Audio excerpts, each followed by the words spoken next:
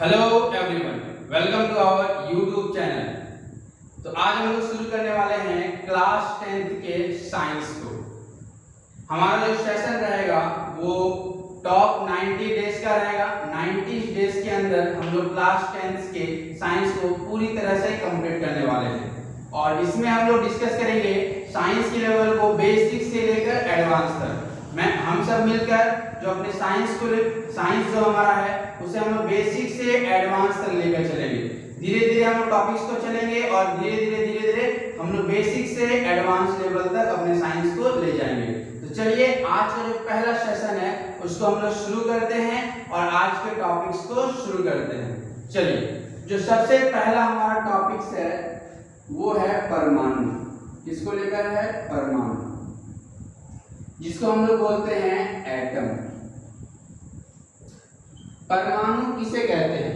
किसी भी पदार्थ का जो सबसे छोटा कण होता है, किसी भी पदार्थ का जो सबसे छोटा कण होता है उसे हम लोग परमाणु कहते हैं। क्या कहते हैं? परमाणु कहते हैं। जैसे ये मार्कर जिस भी कण से बना है, तो ये जिस भी पदार्थ से बना है ये उसका जो सबसे छोटा पार्ट है, जो अत्यंत छोटा, जिसको और छोटे रूप में हम लोग तोड़ नहीं सकते।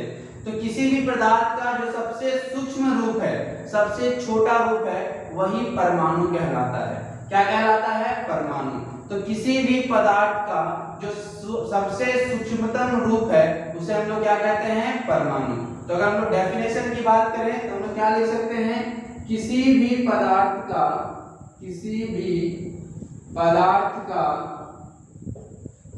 सबसे सूक्ष्मतम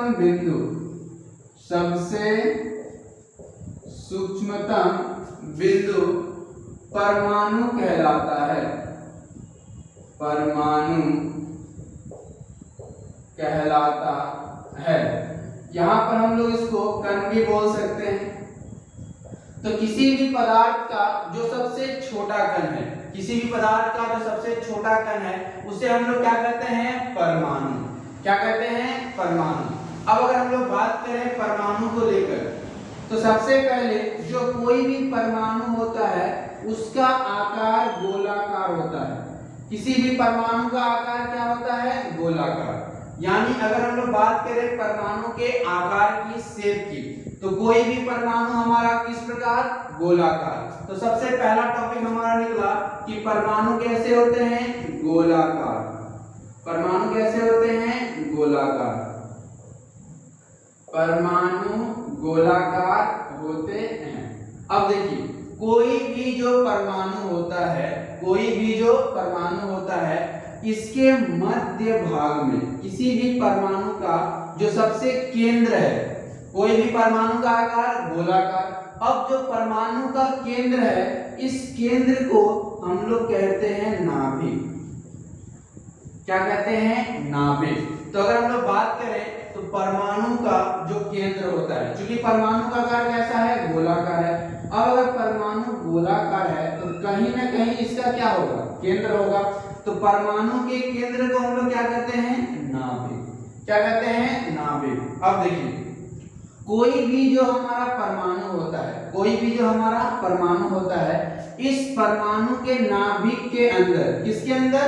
नाभिक के अंदर दो कण होते हैं। कितने कण होते हैं? दो कण। एक कण होता है हमारा प्रोटॉन। एक कण हमारा क्या होता है? प्रोटॉन। और दूसरा कण होता है न्यूट्रॉन। दूसरा कण क्या होता है? न्यूट्रॉन। अगर हम लोग बात करें तो प्रोटॉन के कणों को P द्वारा सूचित किया जाता है। प्रोटॉन के कणों को किससे सूचित किया जाता है? P द्वारा। और न्यूट्रॉन के कणों को N द्वारा सूचित किया जाता है। अब जो परमाणु के नाभिक के अंदर हमारे पास कितने कण विद्यमान हुए? दो कण। एक कण हो गया हमारा प्रोटॉन और दूसरा कण हो गया हमारा न्यूट्रॉन। अब अगर हम लोग बात करें तो कोई भी परमाणु के चारों ओर जो चक्कर लगाता है इसको हम लोग कहते हैं इलेक्ट्रॉन। क्या कहते हैं? इलेक्ट्रॉन। अब अगर हम लोग बात करें तो कोई भी जो प्रोटॉन है उस पर प्लस चार्ज क्यों रहता है? ध्यान से समझते हैं। जो परमाणु का नाभिक है, इस नाभिक के अंदर एक कण है प्रोटॉन, कौन सा कण? प्रोटॉन। और प्रोटॉन पर उपस्थित होता है धनावेश। प्रोटॉन पर क्या उपस्थित होता है? धनावेश। इसीलिए प्रोटॉन पर कौन सा चार्ज आता है? प्लस का चार्ज। कौन सा चार्ज? प्लस का चार्ज। अब अगर हम लोग बात करते हैं इलेक्ट्रॉन, इलेक्ट्रॉन एक ऋणावेशित कण है। इलेक्ट्रॉन कैसा है? ऋणावेशित कण है। और इलेक्ट्रॉन को हम लोग किससे दर्शाते हैं? E-। अब हम लोग बात करते हैं न्यूट्रॉन की। किसकी बात करते हैं? न्यूट्रॉन की। न्यूट्रॉन पर कोई भी चार्ज नहीं होता। ना तो न्यूट्रॉन पर प्लस का चार्ज होता है और ना ही न्यूट्रॉन पर माइनस का चार्ज होता है। यानी अगर ओवरऑल हम लोग अगर बात करें तो कोई भी जो हमारा न्यूट्रॉन है उस पर कोई चार्ज नहीं होता, उस पर कोई चार्ज नहीं होता। तो अगर हम लोग बात करें तो परमाणु के केंद्र में, परमाणु के केंद्र में क्या उपस्थित होता है? नाभिक। तो दूसरा पॉइंट हम लोग क्या लिखेंगे कि परमाणु के केंद्र को हम लोग क्या कहते हैं? परमाणु के केंद्र को हम लोग क्या कहते हैं? नाभिक कहते हैं। क्या कहते हैं? नाभिक कहते हैं। अब अगर हम लोग नेक्स्ट स्टेप की बात करें तो सबसे पहले हम लोगों ने सीखा कि परमाणु होते कैसे हैं? गोलाकार। परमाणु कैसे होते हैं? गोलाकार। और परमाणु का केंद्र को हम लोग क्या कहते हैं? नाभिक। बिल्कुल सही। परमाणु के केंद्र को हम लोग क्या कहते हैं? नाभिक। परमाणु के केंद्र में दो कण पाया जाता है। कौन कौन सा बच्चों? एक पाया जाता है प्रोटॉन का। एक कौन सा कण पाया जाता है? प्रोटॉन का। और दूसरा बोलना है न्यूट्रॉन का। कौन सा कण? न्यूट्रॉन का। तो परमाणु में सबसे पहले हमारा एक प्रोटॉन का कण और दूसरा न्यूट्रॉन का कण। अब ये जो नाभिक है इसमें तो हमारे दो कण हो गए। अब इस परमाणु के कक्षा के चारों ओर, इस परमाणु के कक्षा के चारों ओर पाया जाता है इलेक्ट्रॉन। और इस इलेक्ट्रॉन पर होता है ऋणावेश। इस इलेक्ट्रॉन पर क्या होता है? ऋणावेश। और ये ऋणावेश किसकी वजह से जुड़ा रहता है? इस प्रोटॉन के धनावेश की वजह से। ये जो प्रोटॉन का धनावेश का चार्ज है वो इलेक्ट्रॉन के ऋणावेश के चार्ज को जोड़े रखता है और इसी की वजह से इलेक्ट्रॉन चारों ओर परिक्रमा करता है। अगर हम लोग एक नॉर्मल बात करें तो कोई भी नाभिक में जितना प्रोटॉनों का संख्या होगा उसके चारों ओर घूमने वाले इलेक्ट्रॉनों की संख्या बराबर होगी। तो ओवरऑल अगर हम लोग बात करें तो कोई भी जो परमाणु है उसके तीन घटक हैं। कौन कौन से घटक? प्रोटॉन, न्यूट्रॉन और इलेक्ट्रॉन। कौन कौन से घटक? प्रोटॉन, न्यूट्रॉन और इलेक्ट्रॉन। इसमें से अगर बात करें तो नाभिक के अंदर कौन कौन सा कण है? बिल्कुल सही, प्रोटॉन का और न्यूट्रॉन का। और अगर बात करें कि नाभिक के बाहर एक कण होता है परमाणु में, वो कौन सा कण है? इलेक्ट्रॉन का। कौन सा कण है? इलेक्ट्रॉन का। तो अगर हम लोग नेक्स्ट पॉइंट की बात करें तो परमाणु के तीन घटक होते हैं। परमाणु के कितने घटक होते हैं? तीन घटक। और वो कौन कौन से घटक होते हैं? पहला घटक होता है हमारा प्रोटॉन, जिसको हम लोग P से दर्शाते हैं और इसके ऊपर आता है धनावेश। दूसरा घटक है हमारा न्यूट्रॉन, जिसको हम लोग N से सूचित करते हैं। और तीसरा घटक है इलेक्ट्रॉन। तीसरा घटक क्या है? इलेक्ट्रॉन, जिसको हम लोग E- से सूचित करते हैं। तो एक बार हम इसको रिवाइज करा देते हैं, चीजें क्या हो जाएगी? बेसिक लेवल पे क्लियर हो जाएगी। कोई भी जो परमाणु है, परमाणु क्या है? किसी पदार्थ का सबसे छोटा कण। सूक्ष्मतम का मतलब होता है सबसे छोटा, सबसे सूक्ष्मतम, यानी सबसे छोटा कण परमाणु का। हमारा जो किसी पदार्थ का जो सबसे छोटा कण है वो हमारा हो गया परमाणु। अब दूसरी बात कि परमाणु के आकार के बारे में डिस्कस करें तो परमाणु का आकार कैसा होता है? गोलाकार। परमाणु का आकार कैसा होता है? गोलाकार। और इस गोलाकार के जो परमाणु होता है उसका केंद्र, उसके केंद्र को हम लोग क्या कहते हैं? नाभिक। क्या कहते हैं हम लोग? नाभिक। अब जो हमारा ये नाभिक है, इस नाभिक में दो कण हैं। कितने कण हैं? दो कण। एक कण है हमारे प्रोटॉन के और दूसरा कण है हमारा न्यूट्रॉन का। प्रोटॉन धनावेशित कण, न्यूट्रॉन जिस पर कोई आवेश नहीं है, ना तो प्लस का ना तो माइनस का। और एक नाभिक के बाहर है इलेक्ट्रॉन, जिस पर कौन सा आवेश है? ऋणावेश आवेश, ऋणावेशित है, यानी इस पर माइनस का चार्ज है। कौन सा चार्ज है? माइनस का चार्ज। तो परमाणु के ओवरऑल कितने घटक हो गए? 3 घटक, प्रोटॉन, न्यूट्रॉन और इलेक्ट्रॉन। क्लियर? प्रोटॉन को किससे दर्शाते हैं? P से, न्यूट्रॉन को N से और इलेक्ट्रॉन को E से। प्रोटॉन पर कौन सा चार्ज? प्लस का चार्ज, धनावेश का चार्ज। कौन सा चार्ज? प्लस का चार्ज, धनावेश का चार्ज। इलेक्ट्रॉन पर कौन सा चार्ज? माइनस का चार्ज, ऋणावेशी। क्लियर? तो अगर हम लोगों ने देखा कि परमाणु किसे कहते हैं, परमाणु किसे कहते हैं, तो परमाणु के तीनों घटक कणों के आधार पर अब हम लोग नेक्स्ट टॉपिक को डिस्कस करने वाले हैं इसी सेक्शन के अंदर। चलिए नेक्स्ट अब हम डिस्कस करने वाले हैं नेक्स्ट टॉपिक के बारे में।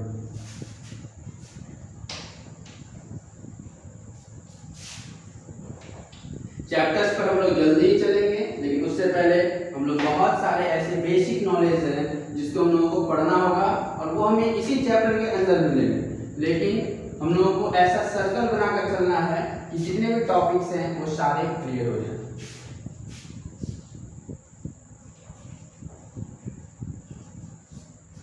चलिए तो बात करते हैं, जो हमारा अगला टॉपिक है वो है परमाणु संख्या को लेकर। किसको लेकर है? परमाणु संख्या। हम लोग बात करते हैं किसकी? परमाणु संख्या की। परमाणु संख्या किसे कहते हैं? अगर हम लोग बात करें, कहीं कहीं पर इसका नाम इंग्लिश में भी दे देता है एटॉमिक नंबर। एटॉमिक नंबर, परमाणु संख्या। आखिर परमाणु संख्या कहते किसको है? हम लोग बचपन से पढ़ते आ रहे हैं, हाइड्रोजन का परमाणु संख्या 1 होता है, हीलियम का परमाणु संख्या 2 होता है, लिथियम का परमाणु संख्या 3 होता है, कार्बन का परमाणु संख्या 6 होता है, सोडियम का परमाणु संख्या 11 होता है, मैग्नीशियम का 12 होता है, पोटेशियम का 19 होता है, कैल्शियम का 20 होता है, जिंक का 30 होता है। आखिर हमें ये पता कैसे चलेगा कि आखिर ये हम लोग पढ़ रहे हैं परमाणु संख्या, आखिर ये परमाणु संख्या है क्या? तो चलिए आज इसको हम लोग क्लियर करते हैं। हमारा जो परमाणु होता है, हमारा जो परमाणु होता है, अभी हम लोगों ने पढ़ा बच्चों, परमाणु का आकार कैसा होता है? गोलाकार होता है। और इस परमाणु में एक होता है नाभिक, उसका केंद्र, केंद्र में क्या होता है? नाभिक। और इस नाभिक में अभी हम लोगों ने पढ़ा 2 कण होते हैं, एक कण होता है प्रोटॉन और एक कण होता है न्यूट्रॉन। क्लियर? तो जो हमारा परमाणु का नाभिक है, जो हमारा परमाणु का नाभिक है, तो किसी भी परमाणु के नाभिक में जो प्रोटॉनों की संख्या होती है, किसी भी परमाणु के नाभिक में जो प्रोटॉनों की संख्या होती है वही कहलाती है परमाणु संख्या। क्या कहलाती है बच्चों? परमाणु संख्या। बात करते हैं हम लोग, परमाणु संख्या क्या है? किसी भी नाभिक में उपस्थित परमाणु के प्रोटॉनों की संख्या। कोई भी परमाणु है, उसके नाभिक में जितने प्रोटॉनों की संख्या होगी वही परमाणु संख्या होगी। यानी अभी तक हम लोग जो कहते थे कि हाइड्रोजन का परमाणु संख्या 1 होता है, हीलियम का परमाणु संख्या 2 होता है, नियॉन का परमाणु संख्या 10 होता है, एक्चुअली में हम लोग ये बता रहे हैं कि उसके अंदर प्रोटॉनों की संख्या कितनी है। तो नाभिक के अंदर जो प्रोटॉनों की संख्या है उसे ही हम लोग क्या कहते हैं? परमाणु संख्या। उम्मीद है क्लियर हो गया होगा। चलिए डिस्कस करते हैं। बात करते हैं हम लोग परमाणु के नाभिक में, परमाणु के नाभिक में उपस्थित प्रोटॉनों की संख्या, प्रोटॉनों की संख्या को परमाणु संख्या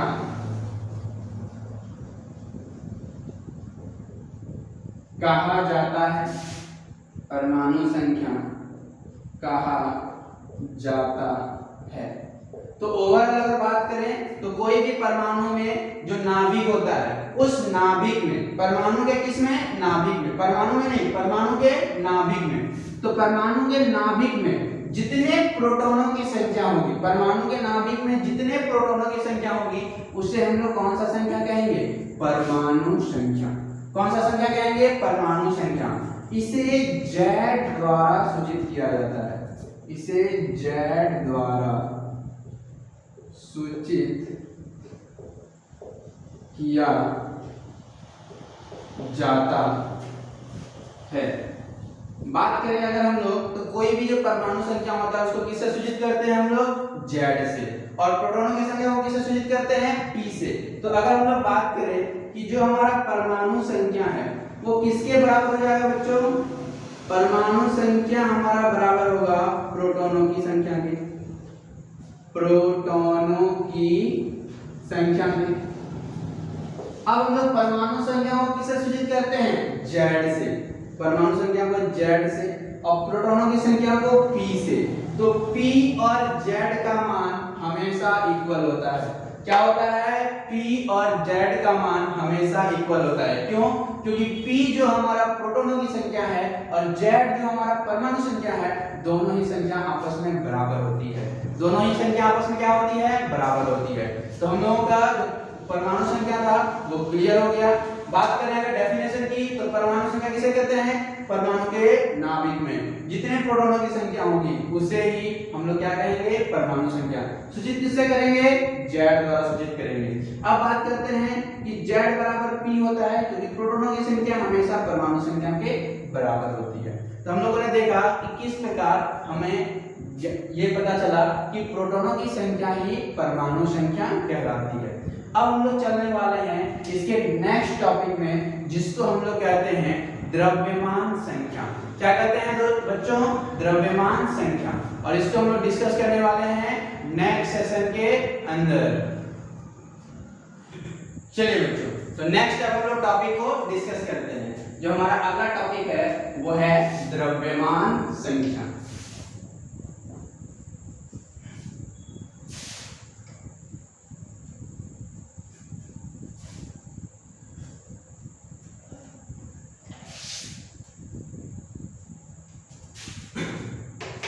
चलिए, तो नेक्स्ट जो हमारा टॉपिक है वो है द्रव्यमान संख्या,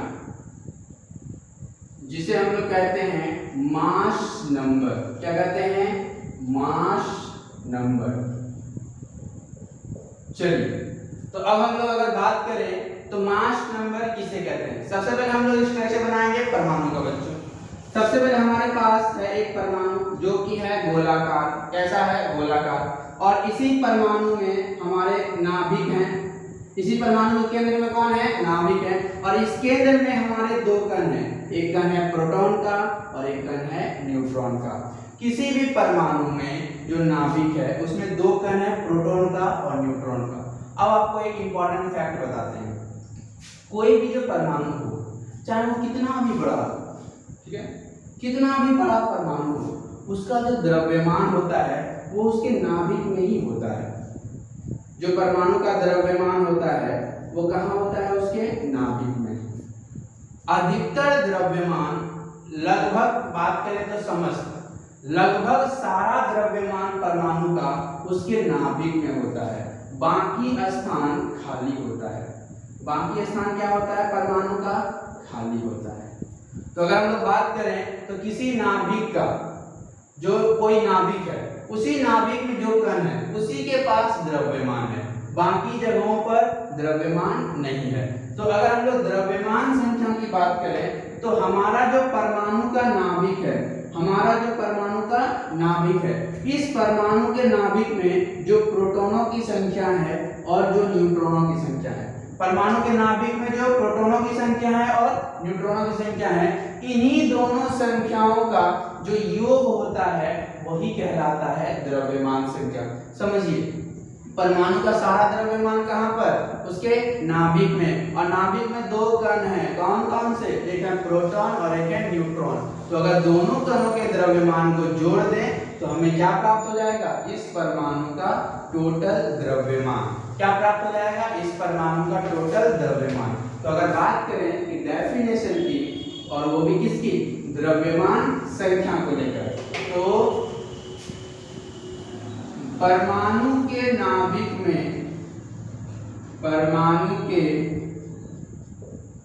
नाभिक में, परमाणु के नाभिक में उपस्थित प्रोटॉनों की संख्या, प्रोटॉनों तथा न्यूट्रॉनों, प्रोटॉनों तथा न्यूट्रॉनों की संख्या का योग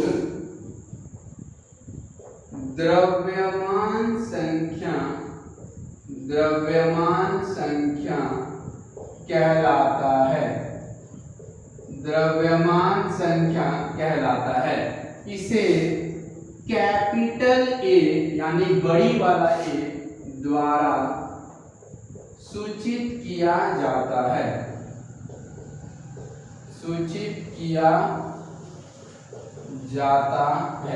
तो बात करें अगर हम लोग द्रव्यमान संख्या की, किसकी बात करें? द्रव्यमान संख्या की। तो परमाणु का जो नाभिक है, परमाणु के नाभिक में जो प्रोटॉनों की संख्या होगी और जो न्यूट्रॉनों की संख्या होगी, इन्हीं दोनों संख्याओं को अगर जोड़ दें तो हमें प्राप्त हो जाएगा द्रव्यमान संख्या। क्या प्राप्त हो जाएगा? द्रव्यमान संख्या। यानी अगर हम लोग बात करें तो जो हमारा द्रव्यमान संख्या होगा, वो क्या है? तो प्रोटॉनों की संख्या प्लस न्यूट्रॉनों की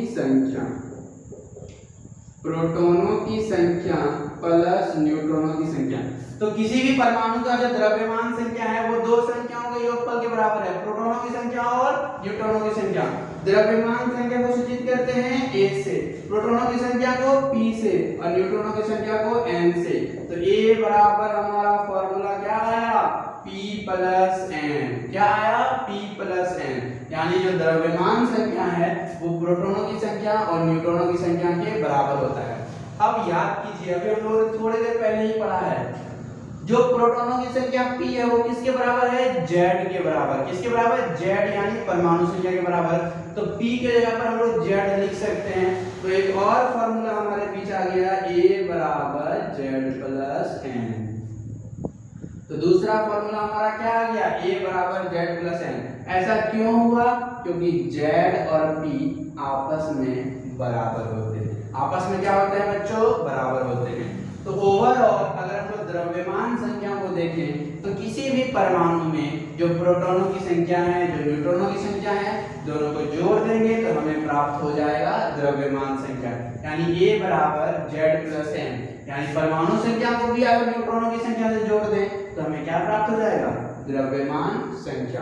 तो हम लोगों ने देखा कि द्रव्यमान संख्या किसे कहते हैं। अब हम लोग चलने वाले हैं नेक्स्ट पार्ट में, जिसमें हम लोग कक्षा के बारे में पढ़ेंगे और वो भी करेंगे हम लोग इसी सेक्शन के अंदर।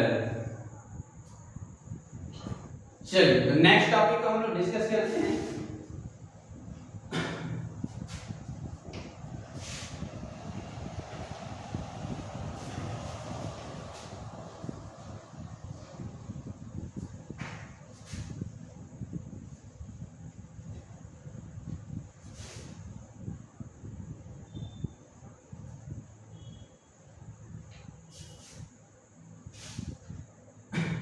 चलिए अब हम लोग बात करते हैं इस परमाणु की कक्षा के बारे में।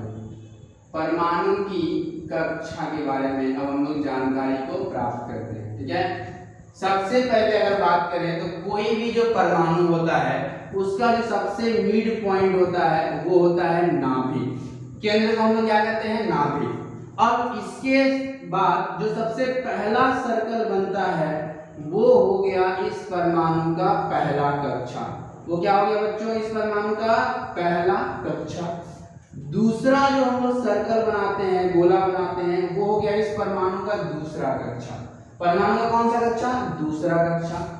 तीसरा अगर हम लोग सर्कल की बात करें तो ये हो गया हमारे परमाणु की तीसरी कक्षा। कौन सी कक्षा? परमाणु की तीसरी कक्षा। और चौथा हो गया अगर हम लोग बात करें तो ये हो गया परमाणु की चौथी कक्षा, चौथा सर्कल। ठीक है, तो अगर हम लोग बात करें तो ये थोड़ा सा ज्यादा बढ़ गया, इसको साइज में ला देते हैं। ये हो गया इसका साइज में। चलो अब अगर हम लोग बात करें तो कोई भी जो परमाणु का नाभिक है उसके बाहर जो पहला सर्कल है इसको हम लोग कौन सी कक्षा कहते हैं? पहली कक्षा। इस सर्कल को हम लोग क्या कहेंगे? पहली कक्षा। कौन सी कक्षा? पहली कक्षा। और पहली कक्षा को ही हम लोग कहते हैं किए कक्षा। कौन सी कक्षा? किए कक्षा। अब इस नाभिक का जो दूसरा सर्कल है इसको हम लोग कहते हैं दूसरी कक्षा। कौन सी कक्षा? दूसरी कक्षा। और इसी को ही हम लोग बोलते हैं एल कक्षा। कौन सी कक्षा? एल कक्षा। अब जो परमाणु की तीसरा जो गोला है उसको हम लोग बोलते हैं तीसरी कक्षा। कौन सी कक्षा? तीसरी कक्षा, यानी कि एम कक्षा। कौन सी कक्षा बच्चों? एम कक्षा। और चौथा जो सर्कल है इसको हम लोग बोलते हैं चौथी कक्षा। कौन सी कक्षा? चौथी कक्षा, जिसको हम लोग बोलते हैं एन कक्षा। किसको क्या बोलते हैं हम लोग? एन कक्षा। अब देखिए, जो कक्षा की संख्या है, कक्षा की संख्या को स्मॉल एन द्वारा दर्शाते हैं। कक्षा की जो संख्या है उसको हम लोग किसे दर्शाते हैं? स्मॉल एन से। तो अगर हमारे जो परमाणु है, अगर इस परमाणु का पहला कक्षा है तो पहला कक्षा में हमारा n का मान 1 होगा। अगर n का मान 1 दिया है इसका मतलब परमाणु की कौन सी कक्षा के बारे में बोल रहा है? पहली कक्षा के बारे में। कौन सी कक्षा के बारे में? पहली कक्षा के बारे में। अब अगर बात करें तो परमाणु की जो दूसरी कक्षा है, परमाणु का जो दूसरा कक्षा है, इस दूसरे कक्षा में n का जो मान होगा वो होगा 2। परमाणु की दूसरी कक्षा में n का मान कितना होगा? 2। जो तीसरी कक्षा है उसमें n का मान कितना होगा? 3। और जो चौथी कक्षा है उसमें n का मान कितना होगा? 4। तो अगर हम लोग बात करें तो पहली कक्षा को कौन सा कक्षा कहते हैं? के कक्षा। और के कक्षा में n का मान 1, यानी n का मान 1 रहने पर कौन सी कक्षा बच्चों? के कक्षा। अब n का मान अगर 2 रहा तो कौन सी कक्षा? एल कक्षा। n का मान 3 रहा तो m कक्षा। n का मान 4 रहा तो n कक्षा। तो सीरियली हम लोग याद करेंगे, पहला वाला के कक्षा, दूसरा वाला एल कक्षा, तीसरा वाला m कक्षा और चौथी वाला n कक्षा। क्लियर? तो हम लोगों ने देखा कि परमाणु के अंदर कौन कौन सी कक्षा होती है। अब बात करते हैं कौन सी कक्षा में कितने इलेक्ट्रॉन होते हैं। यानी अगर हम लोग बात करें कक्षा में इलेक्ट्रॉन की, किसकी बात करें? कक्षा में इलेक्ट्रॉन की, तो अगर हम लोग ओवरऑल बात करें तो पहली कक्षा जो होती है हमारी, इसमें अधिकतर 2 इलेक्ट्रॉन होते हैं। कितने इलेक्ट्रॉन होते हैं? 2 इलेक्ट्रॉन। पहली कक्षा में कितने इलेक्ट्रॉन? 2 इलेक्ट्रॉन। बात करें दूसरी कक्षा में अधिकतम 8 इलेक्ट्रॉन, तीसरी कक्षा में 18 इलेक्ट्रॉन और चौथी कक्षा में 32 इलेक्ट्रॉन। तो अगर हम लोग इसको नोट्स से लिखें, किसमें लिखें? नोट्स में लिखें, तो कुछ इस प्रकार हम लोग इसको क्लियर लिख सकते हैं। चलिए देखते हैं।